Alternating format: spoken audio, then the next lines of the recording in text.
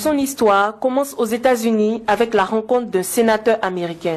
Aujourd'hui, il fait partie des rares Ivoiriens, voire Africains, qui jouissent de la confiance et du respect des exécutifs politiques européens, américains et africains.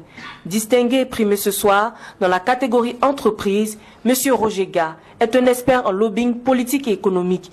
Il est aussi le vice-président de la Chambre de commerce panafricaine, véritable courroie de transmission entre plusieurs États africains, notamment la Côte d'Ivoire et des barons de la finance internationale. Roger Ga rêve d'une Côte d'Ivoire émergente et industrialisée. Je tiens à remercier Diaspora Communication pour l'honneur qu'ils me font. D'abord, en venant jusque chez moi ici à Dakar, me signifier la nomination dont vous venez de parler.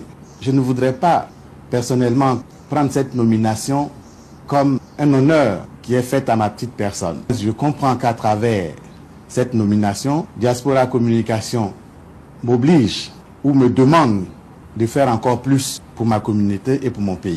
Je suis entrepreneur, c'est vrai.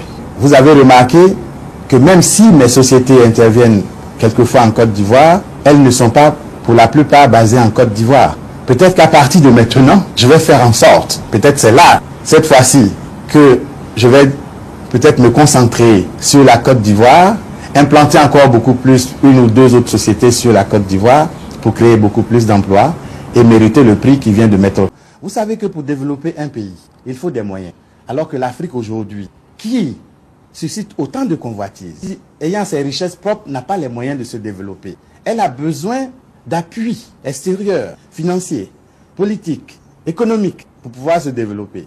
Alors, mes amis et moi, nous avons pensé que on pouvait créer un cadre au niveau de l'Europe, dans lequel tous ceux qui voudraient bien aller en Afrique, que ce soit en Côte d'Ivoire, chez moi, ou au Sénégal, où nous sommes aujourd'hui, puissent venir nous exprimer ce besoin